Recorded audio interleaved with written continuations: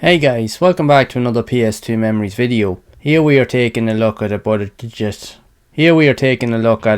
entry racing game by the name of Raceway Drag Stock Racing that was published by Midas Interactive and released back in 2006. The game focuses around the likes of drag racing and more so stock car racing, with the emphasis on trying to complete the likes of championships, both like in a simulation and even arcade style variant. The game itself offers up a load of different unique options and gameplay modes that you can get involved with, anything from the likes of drag racing cars to the likes of your stock racers that are very similar to even the likes of NASCAR and the like, and you're driving around different style of tracks, each with their own kind of unique, kind of quirky characteristics and so forth. But with it being a budget title, very quickly you'll become aware of certain features that can actually make or break the game. The game runs fine for what it is, and graphically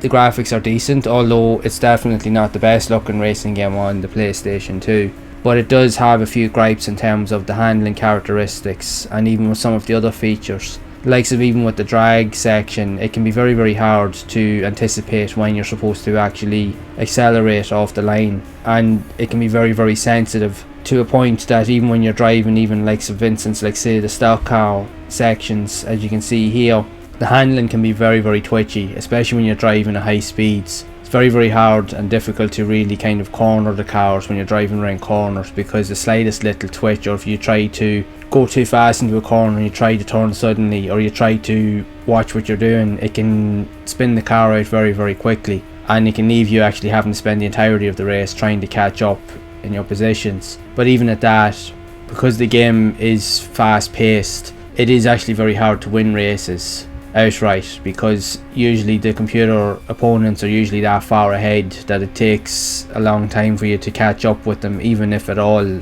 for the most part. I remember myself when I actually got access to this game, I actually bought it as a Christmas present from my younger brother when he was younger, because he was just mad into racing games, and I wasn't really sure of what to get him for Christmas, because he was only young, he was only about 9 or 10 at the time. So I just said I would get him something, so I just happened to see this and I thought that he might like it. Now he did, he played it for a good while and he enjoyed it for the most part, but even he did admit that he found it a bit fiddly to use compared to a lot of other games that were on the system at that time. The races themselves, even though you have multiple modes, the races can be quite long, because even on your standard race like in the stock car race, the average lap distance in each of the races is minimum of 10 laps. So if you don't have a lot of patience, or you're looking for something that's quick to play, this may not be the best avenue for you, because you will very quickly get deflated and probably get bored very quickly, because the races, like I said, are quite long. The laps themselves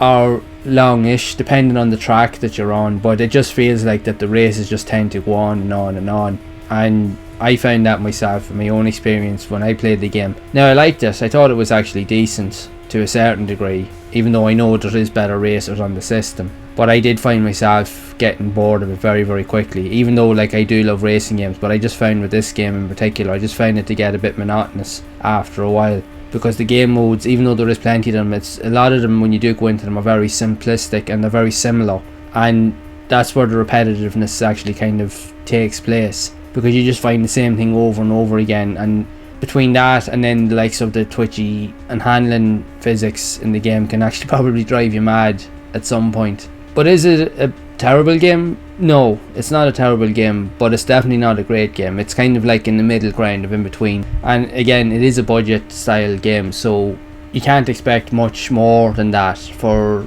the price point when it was actually released, because when the game was released it was only between $15 or $20, or say 15 or 20 euros. So it wasn't overly expensive, but for what you got out of it, at least it was worth it for the money at the time. There is also one more key issue that I do want to point out, which probably will put a lot of gamers off if they go to actually play this game, is the fact is that you can't really play through any of the quick races, or if you want to play this just casually, even just for a few minutes. Most of the game modes from the very start of the game are all completely locked out, bar the championship and maybe one or two others, so you can't actually just go in and really just do a race for a couple of minutes. You're pretty much forced to play through the entirety of the campaign to unlock all of those extra features, which in a lot of ways isn't really accessible and can actually put a lot of gamers off. I found that this is one of the biggest issues that I found, and that's how, if you wanted to play it casually, you couldn't really do that. So that can be a bigger issue for people wanting to play the game. So it is something that is actually, if you want something that is a bit of a different mix, that actually has a mixture of like actual drag and even likes of genuine kind of like racing that's similar to likes of NASCAR and even your typical stock car events, and you want to try out a budget style game, this might be something worth looking into. But just know that it probably get repetitive quite quickly. But if you have the patience for it and it is something that you are willing to put a bit of time into, you can definitely have at it. They're definitely enough to keep you there going for a while. And I'd love to know what your thoughts are of this game, and if you've actually played it back in the day, and if so, what did you think of it? Did you enjoy it, or maybe not so much? Be sure to share it in the comments below. So if you have enjoyed this video and you'd like to see more of these budget style racing games where I do create videos and reviews and gameplay style videos on these type of games, then make sure to leave a like on the video. Also be sure to subscribe to the channel, and again hit that bell icon to be updated when future videos are released. And also be sure to check out some of the other videos on here on the screen, where I have provided other reviews and other gameplay videos of similar style racing games that were also released on the PS2. So make sure to go and check them out, and I will see you all over in the next one.